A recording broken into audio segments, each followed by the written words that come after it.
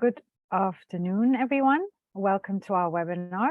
My name is Amy Rifat, and I am a private sector specialist at IFC's employability program, Vitae, and I will be moderating this session. Today, we have an exciting topic for you, taking your career services to the next level. We know most of our audience already offers career services to their student in some form, whether that's through a dedicated unit or a less formal way. And today we want to talk to you about upgrading those services wherever you are on your journey. The world is changing, and it's changing fast. Not only are jobs becoming obsolete and being created on an ongoing basis, but we as a global society are becoming much more aware of discrimination practices in the workplace. And education institutions have a role to play on both these fronts. The question is, what can education institutions do to better prepare their students for this ever-changing world of work? And how can educators address these discriminatory practices early on? And in this webinar, we will explore these topics and discuss some practical steps for you to take at your institution. We have two great speakers on our panel. I am delighted to introduce them. We have Lynette Correas-Velez. She is currently the Director of Tech Launchpad at Kennedy King College, which is one of 7 of the city community colleges of Chicago. Tech Launchpad is an equity-centered tech initiative. Lynette is also a third-year doctoral student in the diversity and equity in education, with an emphasis on human resources at the University of Illinois at Urbana-Champaign.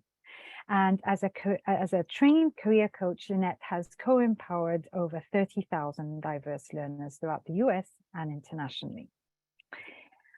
We have Jim Burney, who has taught and provided career advice to Washington University students, alumni, and colleagues for almost 2 decades. He's been a member of the Global Curriculum Innovation Advisory Board of the Future Talent Council, the National Association of Colleges and Employers, and the past Associate Dean of the Olin Business School and Director of the Western Career Center, amongst others. And his career has not only included the academic perspective, but also the corporate side. He led Hewlett-Packard's America's recruiting organization, which hired 6,000 full-time employees annually. So big welcome to Lynette and Jim. I know that you, the audience, are going to have questions for our panelists. So we have a Q&A session at the end, as usual. And I encourage you to send your questions in the chat box or the Q&A during our session. Career services has evolved a lot over the past years. It's no longer just an additional thing we do during the last year, help students write their CV and wish for the best. So from your experience, what are the services that top class universities all over the world are offering their students through their career services now? Great. Thank you, Amy, and delighted to be here. Career services has evolved an awful lot in the last 30 or 40 years. What used to be a placement function at best, or a bolt-on job shop, has now become a critical element within any educational institution.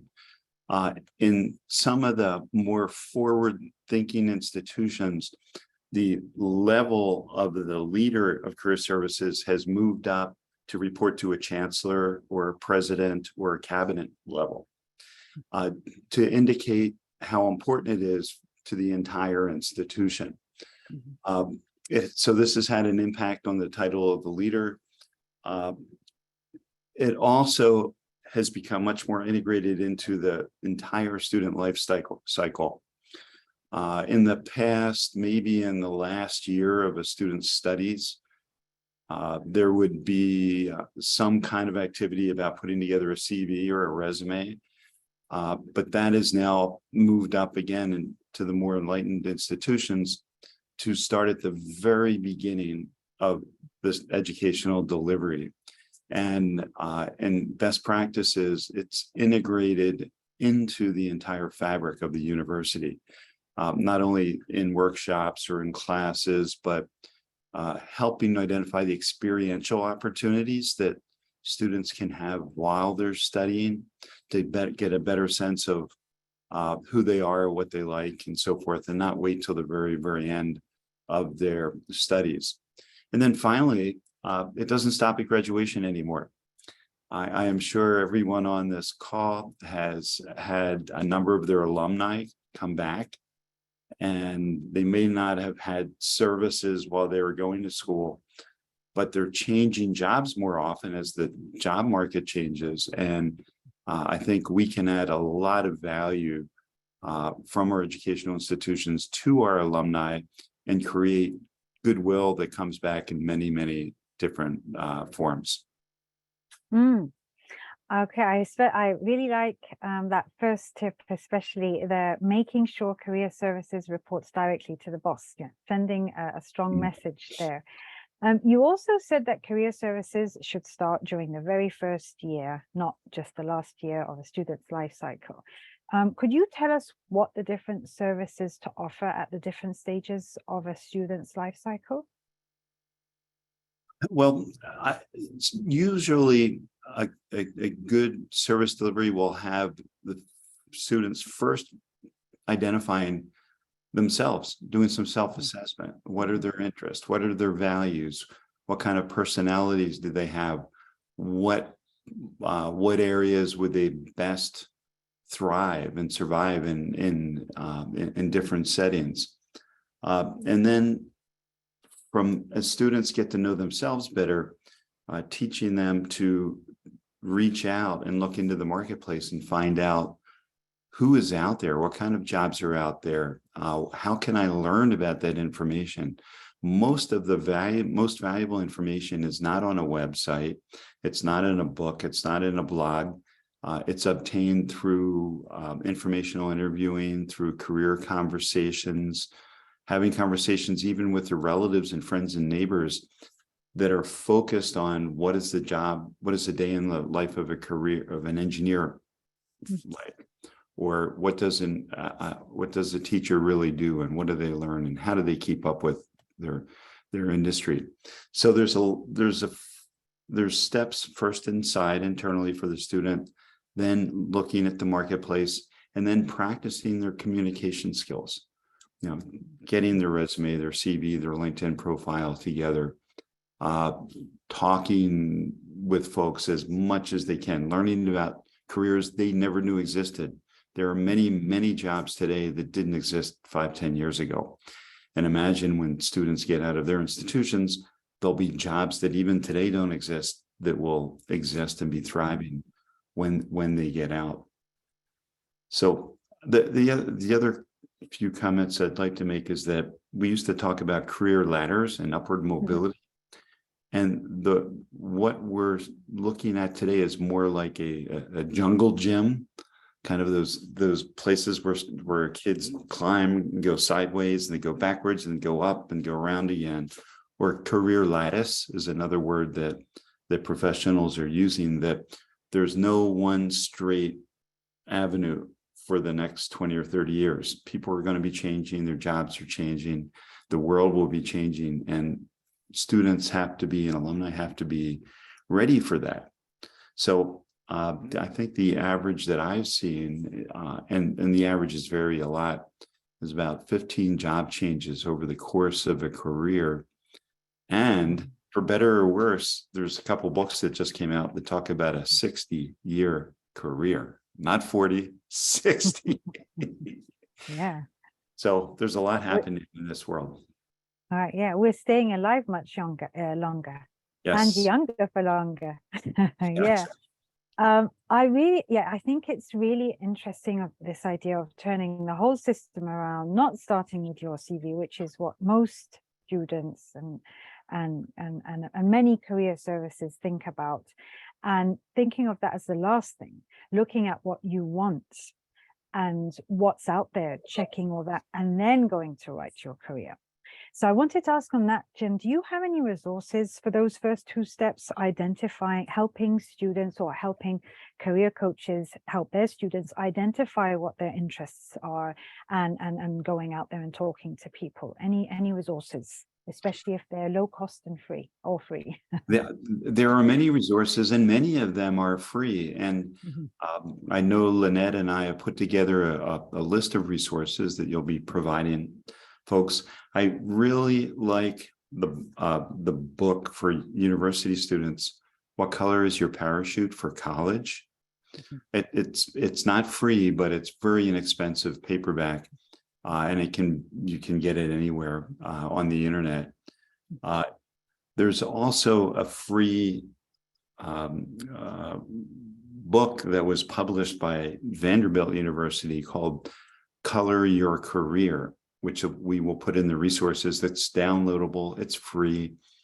And then one other one that I'd highlight is Columbia University in New York has a 100-page document that walks students through the whole career pathing process and provides a lot of free self-assessments and how to look at the market and how to practice presentation skills. So there are a lot of options out there that are very low cost that can be downloaded by career services professionals, and they can direct their students to that information also. Jim, one other thing on this, while I'm still with you on this topic, is you brought up alumni and providing services to students beyond graduation. Again, this is not something we're seeing many universities doing, but what at the alumni level, what services are institutions offering, and is it different than what they would be offering their undergraduate level students? I would say current career offices can take 70 or 80% of what they're currently delivering today and deliver them to the alumni, because they, in a lot of cases, didn't have to worry about career services, or they didn't get it the first time around, didn't think they needed it. So a lot of these services can be replicated. I would also advise workshops on how to work with executive search firms. There's conversations about how do I come back into the workforce after having children. Workshops on how about if I was relatively highly compensated and I don't want to go back to that industry, how do I tell people I'm willing and able and capable of moving into a job that maybe was not as high as the level that I used to have. And I think getting alumni to talk among themselves is one of the best ways for a win-win-win. The alums win, they network more, it reflects back on the educational institution. So there's a lot of, again, relatively free opportunities there in creating seminars and workshops. Okay, great. Thank you, Jim, for that. Lynette, I'd like to move to you on this topic of coaching and providing career services post-graduation, as I know this is one of the things that you've been focusing on.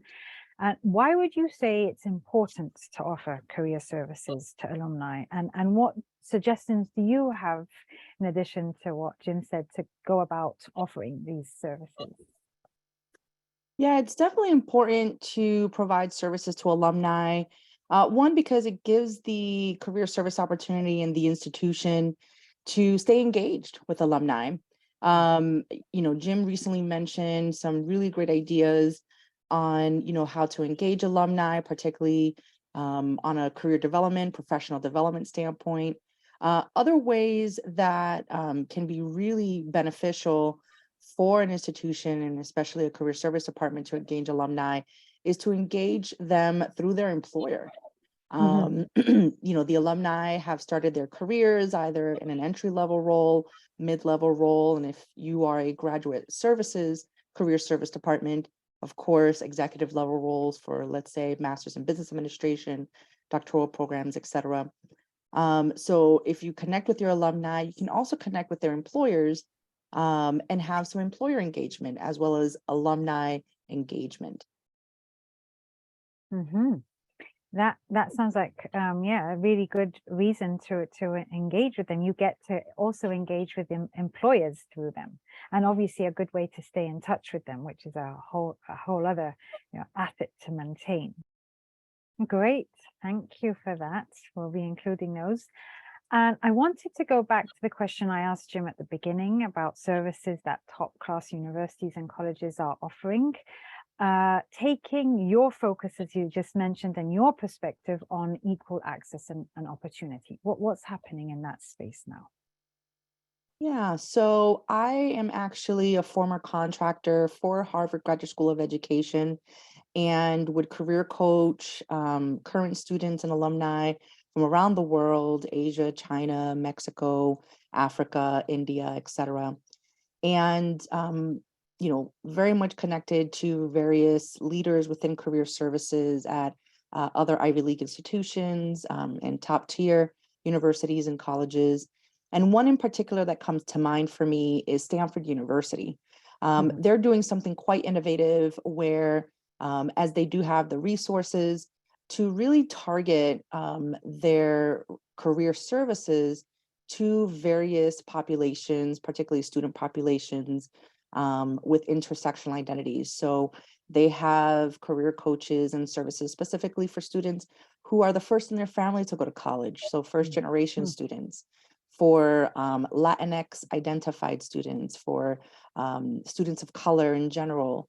And I think that's something that's really exciting, particularly for 21st century careers. And as many institutions and even recruiters are looking for diversity of thought for various roles, I think this is something that many colleges, universities, and you know, if you have a formal career services office, can do quite easily. And so that to me is something that's really exciting that several top tier universities are doing, but in particular Stanford. That is definitely super exciting. And I'm very glad that you brought this up, because these are actually issues that are coming up in the assessments and the work we do with our clients again and again for female students, women, and first generation students. How do you think career services, what would you advise they do to address this gender gap? Is there anything that the unit can do to address this gap?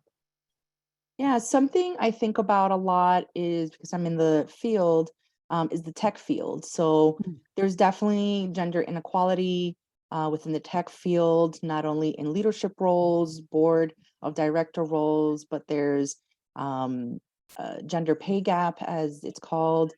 The month of March in the US is actually considered Women's History Month. I'd like to cheekily say Women's Herstory Month. I am an alum of an all-women's private liberal arts institution, so this is a topic that's very near and dear to me as a female identified professional. And so in career services, you can do various things that can really support and lift your female identified students. For example, I've done Women of Color in Tech as a panel, as a virtual panel with professionals in the field, with alumni. I've done talking about the pay wage gap. There's a lot of research out there that, you know, career service department can talk about, particularly around the topics on salary negotiation. There's one research out there for Latinas in all sectors. The average pay is 54 cents to $1. And that's something to think about, right? Because that is not only considering the lifetime earnings of a Latina professional, no matter the level of education she has, from GED to doctorate.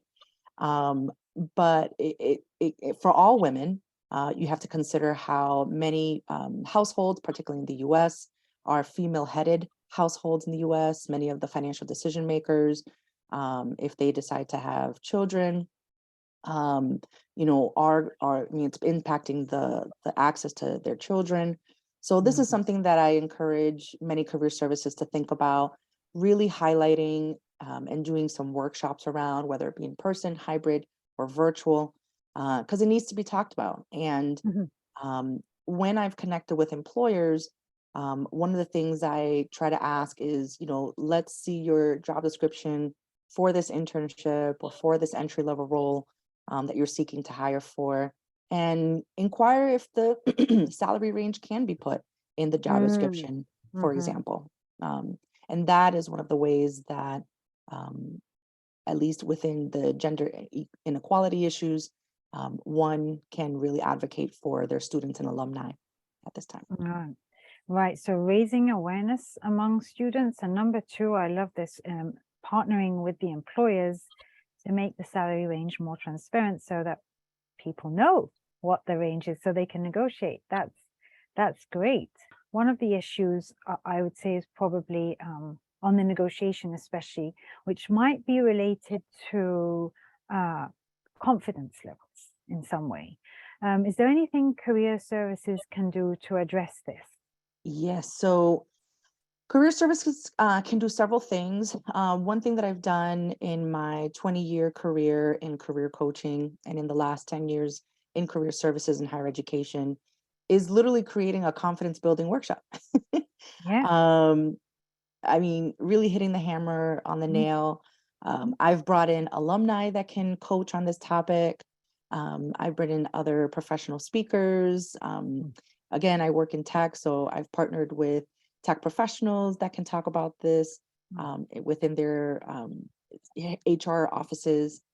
And this is really important because, of course, as you all know, confidence is something that one is needed for interviewing, for even applying for the position, having the hope that you qualify for the internship or the entry level or mid-level role. And sometimes we doubt ourselves. And so providing some workshops, in-person workshops or webinars on this topic can really support the career development of your students and alumni. That sounds like an amazing way to do it. Just bring in people that can talk to them about this. And it also sounds like it's a good way, even if you're restricted on resources, alumni can come in for free. I would imagine some employers would be willing to come in and talk about this for free. Absolutely. Okay, thank you for that. So as I was saying, there's another big issue for our audience that comes up again and again in our assessments is the gap in opportunity for first generation students, as you also brought up. Do you have any recommendations for career services, what career services can do to address that particular community? So career service leadership can definitely think about what is our value add in supporting first generation college students. One of the ways is the access piece. And, first generation students, literally, they were not born into wealth, right? They were not born into access. And so once they get to you at the university level, they're seeking that support, they're seeking that access, they're seeking to fill the opportunity gaps, career opportunity gaps, knowledge gaps on a particular field. And, the internet is a wonderful thing, particularly I use a lot of YouTube videos to show students various information on various careers. There's also private third-party institutions and private companies that offer this, but YouTube is one of the ways that is free to show students about various careers, depending on what career they'd like to get into, can provide the salary information, length of education, etc. Another thing I try to support our students on, particularly if they identify as first generation, is thinking about LinkedIn and being able to assist them and coaching them on how to navigate a LinkedIn profile, how to create a LinkedIn profile. This is something a student can take with them for the rest of their career, right? And as they're evolving in their education and career, they can update, delete, add, whatever it is that they're doing at their respective roles as they increase their education from undergraduate to graduate, provide information on certifications. LinkedIn also provides courses to upskill. And so this is a topic that's also really important for me, particularly for first generation students. They don't have access to anyone in their immediate probably family or neighborhood to attain this access and information. So career services can really make a tremendous impact on the livelihood and career choices of a first generation student. Yes. Great. And I would add one more thing, Lynette, because Amen. as a first generation student myself, there's a book called Who You Know. Mhm. And this is in the resources published by Julia Freeland Fisher from the Christensen Institute. And it talks about a concept that we've been using for the last 5 or 10 years called social capital. The concept, the words don't settle that well with students, but when you talk about career connections, it's the same thing. Students don't grow up seeing doctors and lawyers and vice presidents, everywhere. But if they can learn how to start connecting to people through LinkedIn, people they don't know, and getting comfortable with that, that opens up their world geometrically to opportunities that they may not have seen when they were growing up. And it's up to educational institutions to do this and push this. A degree in itself is a degree. It's an education. But during the student's life cycle, they need to be pushing out the boundaries of who they know and understanding how to access people they do not know and feeling comfortable with that. And as Lynette said, they can take that for the rest of their careers and optimize their opportunities. Right. Yes. And you've both spoken to me previously about like how amazing LinkedIn is for this. And Jim, before you've talked about this, and this is an amazing tip also to help people without that network. And Jim, on that, do you have any tools again that we can share in our toolkit to help students or career coaches help students build up their brands, their profile on LinkedIn and reach out? Yes, and it also start by saying for educational institutions, if you're not on LinkedIn and you're not making it mandatory that all your students sign up for LinkedIn, you'll never know where they are. But if you get them to sign up as first year or second year students, 5 and 10 years from now, you can find out where they are. I see 2 superpowers that are really necessary for this. The first one is having a good LinkedIn profile and knowing how to use LinkedIn. And there are 2 different things. Okay. And there are, if you Google how to use LinkedIn, how to build a LinkedIn profile, and again, we put some resources into this for our participants. That's one step. The other step is having these career conversations, knowing how to informational interview, combining these 2 superpowers early on in their education will again expand opportunities, optimize their careers in ways that they never knew existed when they first came into your institution. So those 2 superpowers, I think, are absolutely critical to be taught to your students. Yeah, and you're right. I think a lot of people now are comfortable putting together a profile, but all these ways you're both talking about to connect to people, using it to really create your network, that's still in its slightly early days. So thanks for the resources on that. I think our audience will really appreciate that.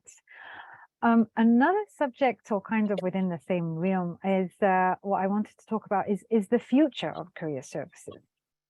And Jim, on this, I wanted to ask you, because I know you're very familiar with the speaker, that some people are saying career services is dead. And there's a famous TED Talk about this. And I wanted to ask you what you think of that statement and what you think then the future of career services is. Well, Andy Chan, who did this in 2014, Career Services is Dead, did an update. And again, we put them both in the resources. He got everybody's attention, and it wasn't career services is dead and let's obliterate this issue. It's the old regime is dead.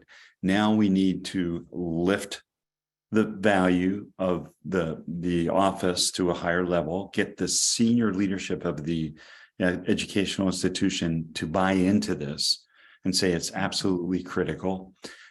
Integrate amongst the faculty some of these competencies and capabilities and name them so that when students are in class doing things that aren't optional, They hear the references to competencies, capabilities, and all this outreach and experiential learning, and bring that throughout the entire institution. And I think that's what Andy meant when he said career services is dead.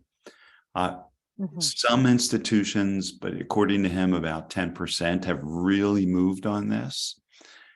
And we're all hoping that more and more will look at why people come to their schools.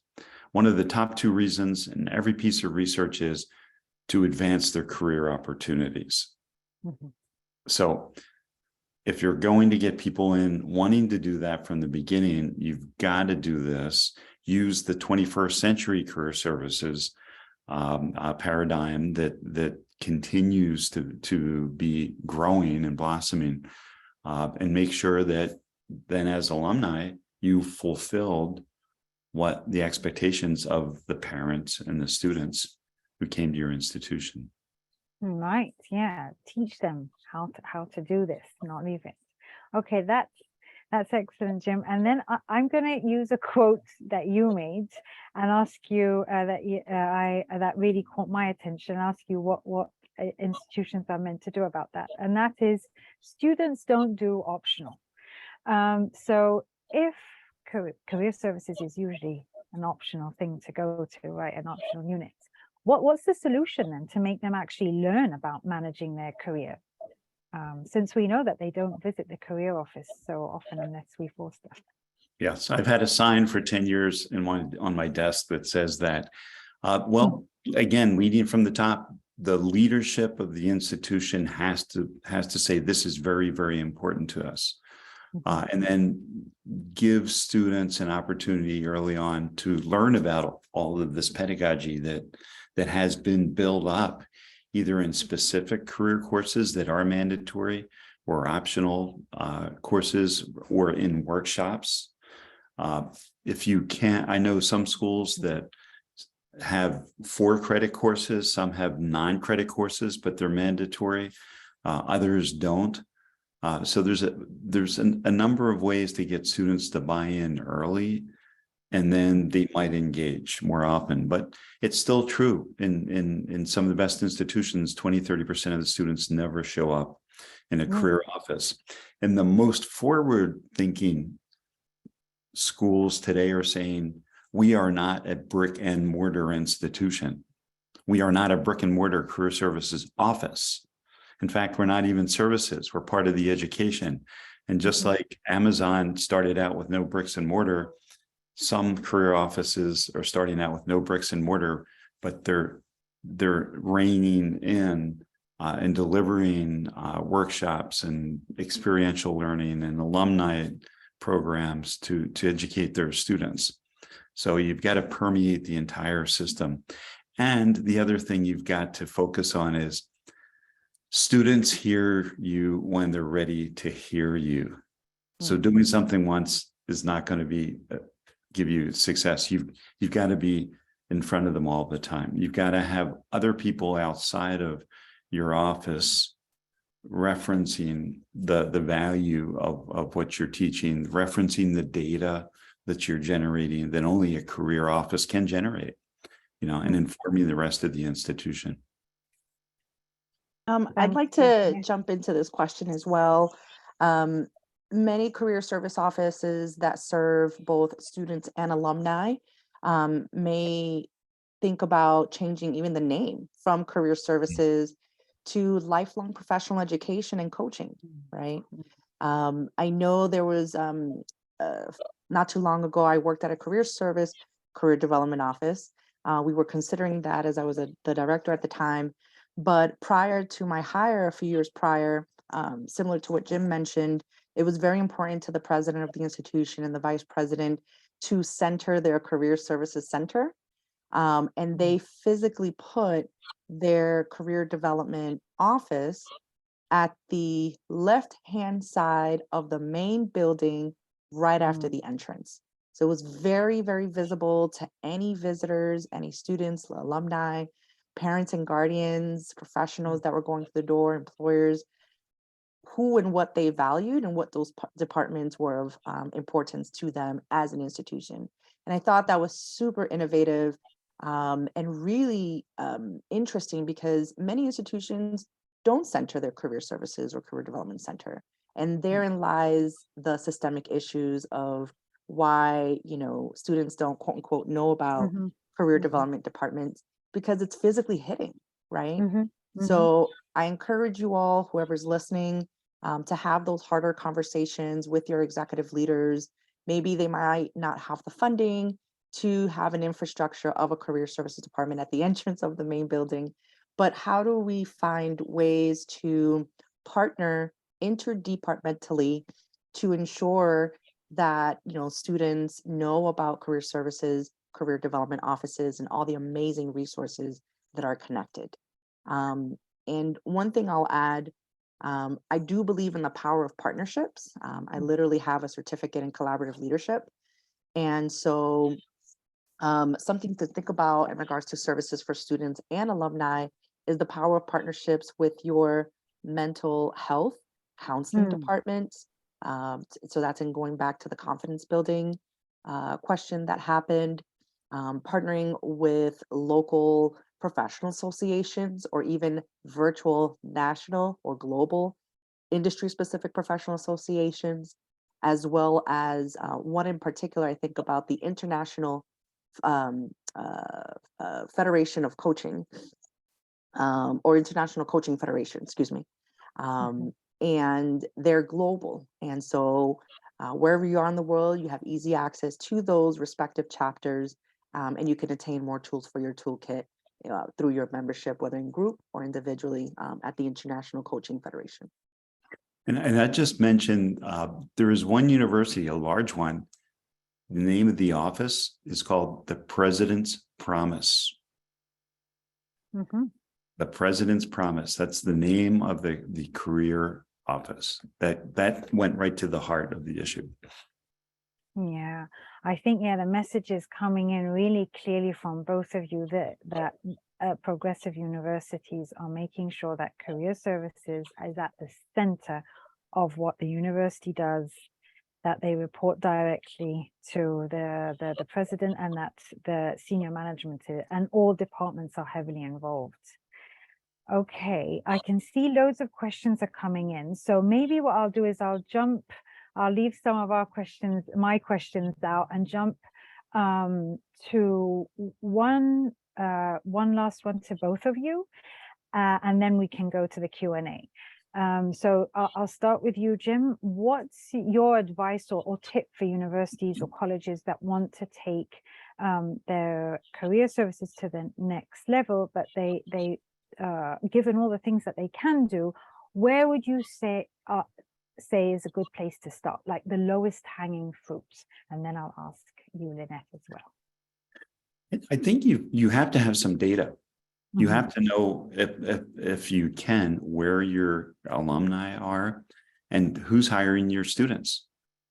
And if you don't know that, you kind of don't know where you're starting. So at minimum, doing some research on where your students are coming from, what their expectations are, where they're going. And you can get some of that from LinkedIn, some of that information if you don't have a research arm.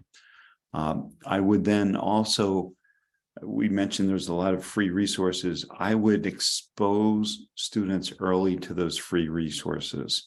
I would expose your faculty, because there are always 10 or 20, there may be 30% of your faculty who really care about the students and they want them to be successful. And they usually know where their alumni are, but they're just focused on those students. And so finding out who those advocates are within the faculty, and they'll help echo some of the education that you want to get out to the students. And it's basic. I think that's a good way to start. Thank you, Jim. Okay. And Lynette, any advice from you? Low-hanging fruit? So low-hanging fruit, I'll give a no cost and low cost resource.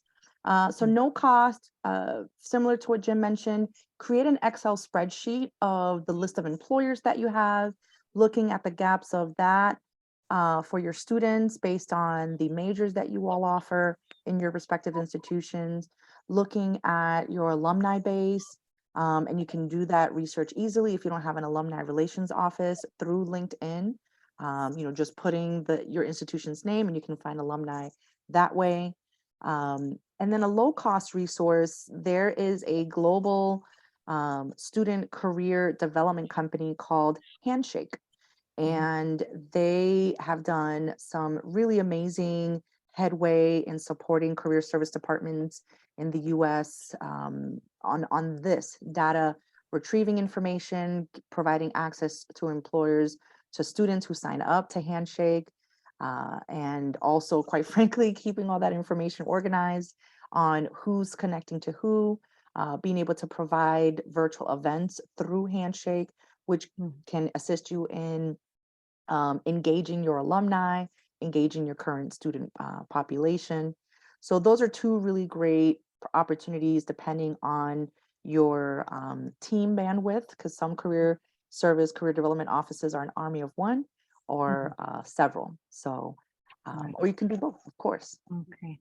So yeah, the data, very clear. And the second one, sorry, Lynette, is this an app that you buy or an application to help you organize these things, or what is it exactly?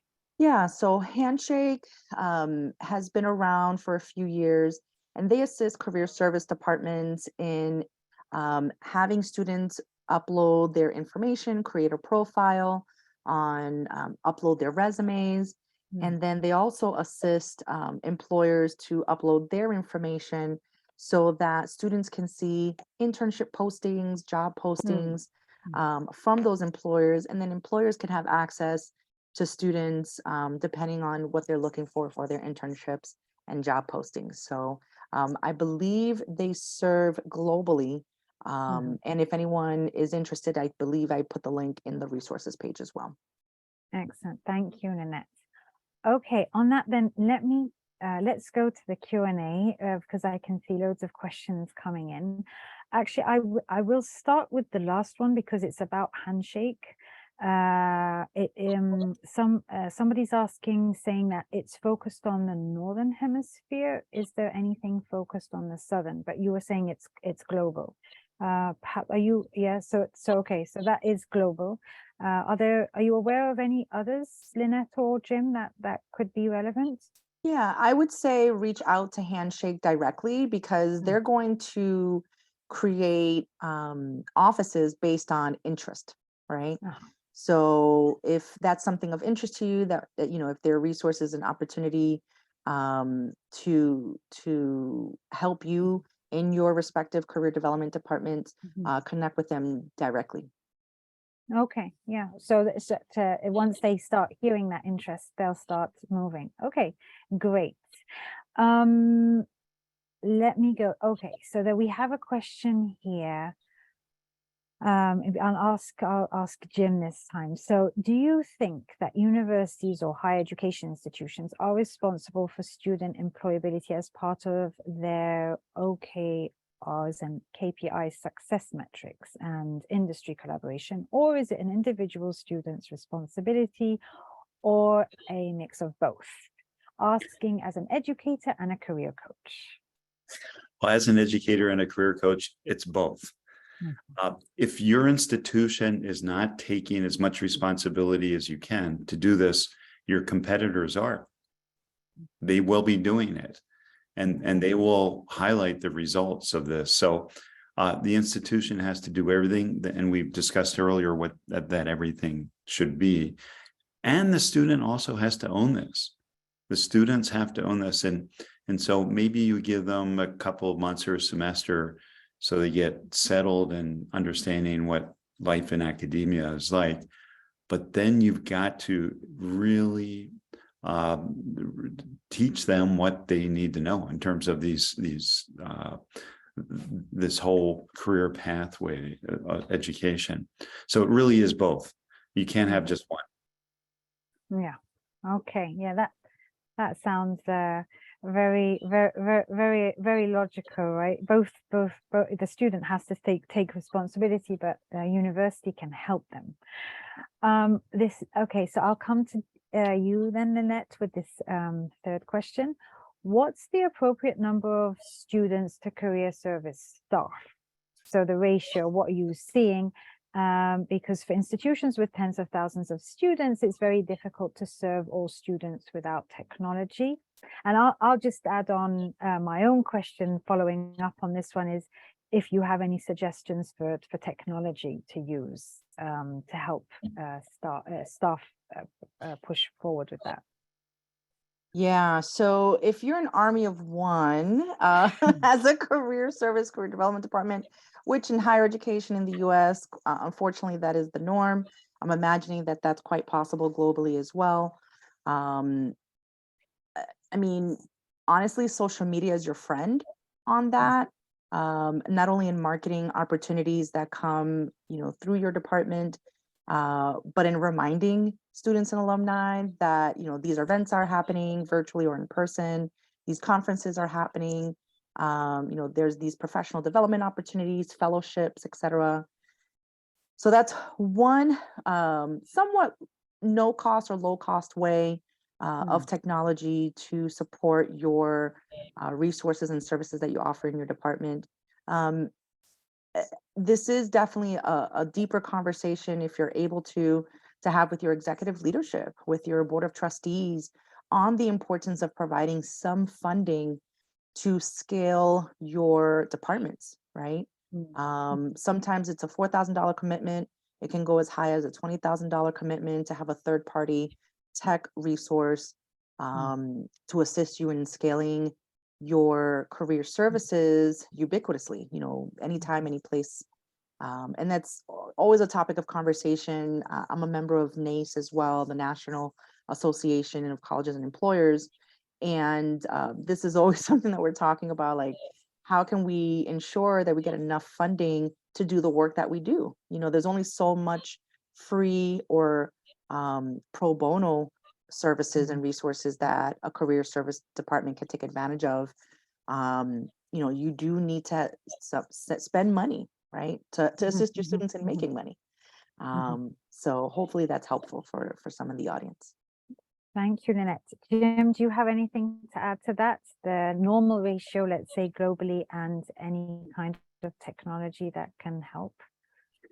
The average in North America that I've seen is about 3.5 full-time individuals. There are many shops with just one person. It's impossible to reach out to all your students one-on-one. I think start with that. Face-to-face, you can't do it, which is why if I only had two people in the office, one would be a technology person, because the information, the content, the substance is out there. The defined career pathways are out there.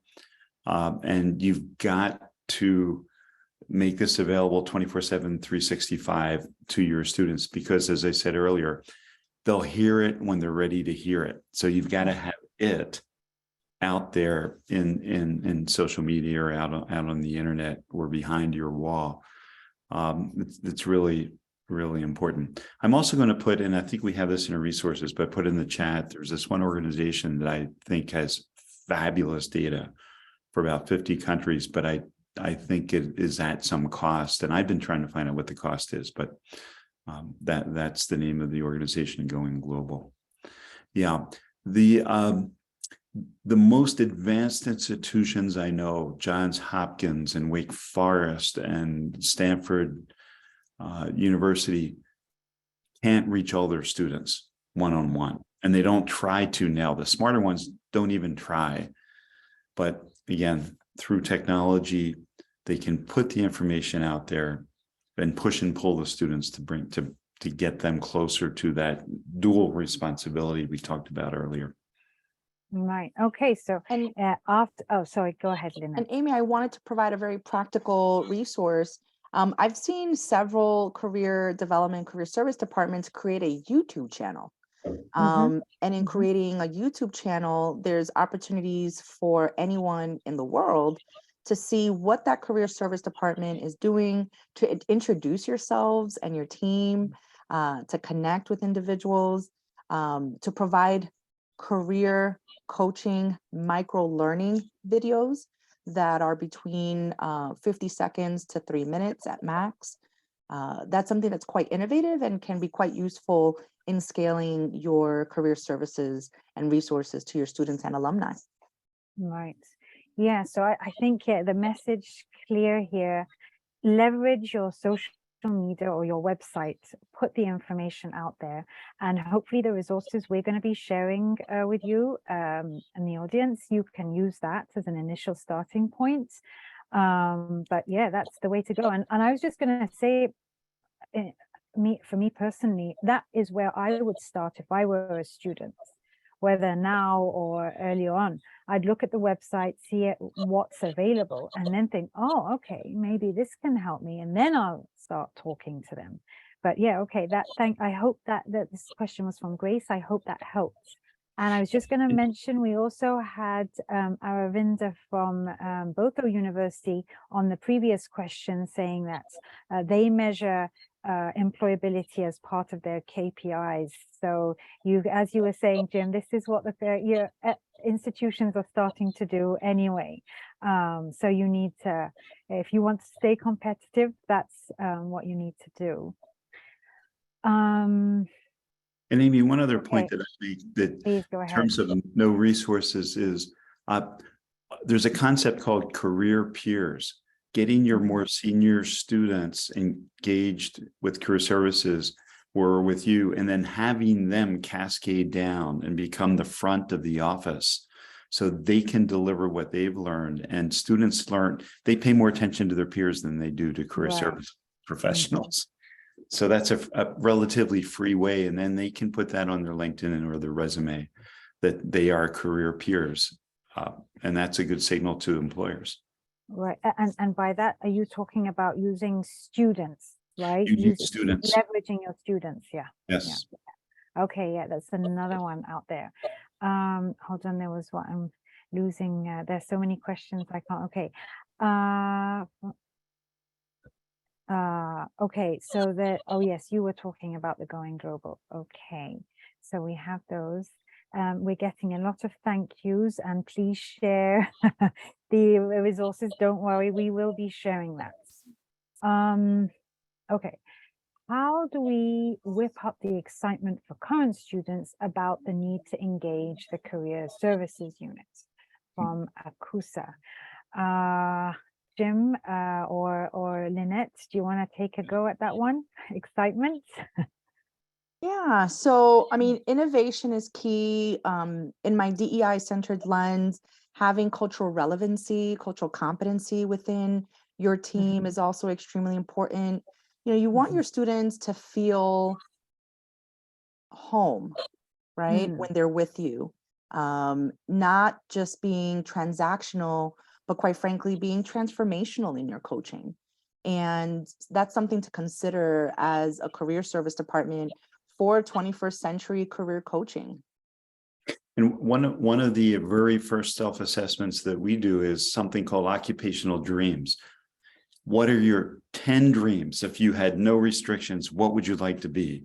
An astronaut, a president, a lawyer, a bartender. We get all of these things, but getting students to think big at the very beginning, because there should be no restrictions on their long-term plans. And that opens up, that energizes them and motivates them to further delve into this whole process. Right. Okay. So I think that answered two of our questions here. One, excitement, and some tips to get people engaged. So there you go, Priya and Akusa. And then we have, a big one here. And that is, what can career services offer to students who plan to drop out because of financial reasons? Now, I'm not sure if career services can help with that, but perhaps have you, Lynette, seen this, especially maybe first generation students? So this is always a tough one. It happens very rarely, that for whatever reason, life happens and a student, cannot continue their university education. One way is I say, well, connect with me on LinkedIn. I want to stay in touch. I want to make sure you're okay. Number two, I mentioned this earlier, connecting them to professional associations, right? It's not necessarily connected to strictly to career services, but connecting them to professional associations who will then give them access to scholarships, resources, fellowships, mentors, femtors, female identified mentors. I see Jim chuckling there. I'll be using that today. Wonderful, wonderful. So those are one of the ways. The other way is to ensure that you can advocate with the student, right? Not for the student necessarily, but with the student, with your registration office, your financial aid office. There is an app called Scholly, SCHOLLY. Anyone can download that app, and it's connected to over 1 million scholarships and fellowships for whether undergraduate education or graduate education. And that's something that you can have the student download and connect with. Sometimes the universities offer what's called an emergency fund. So let's say the student might be dropping out because their car broke down or their roommate moved out and they can't pay their rent. There's various reasons why, right? Especially our first generation students, they tend to support their families, because of the internship that they had or the part-time job that they have. So thinking about, again, caring, transformative ways in supporting your students that are just a little bit outside the box can really make the difference in a student's academic trajectory as well as career trajectory. Thank you for that, and I hope that helps Man Alvarez. We still have more questions, but unfortunately we'll have to wrap up because our time is up. So today we've learned some really good points about upgrading career services, loads of tips and practical advice on how to really equip your students and for this new world of work. I wanted to say thank you so much to our speakers, Lynette and Jim, for taking the time to share your knowledge and experience. Thank you everyone for joining. I hope you have some really good ideas to move forward on attracting students on helping your students with their career services. Yeah, and if you have any more questions about the IFC Vitae program and how we may help your institution on employability outcomes, please don't hesitate to contact us. And thank you very much, and looking forward to our next webinar and seeing you all again. Thank you.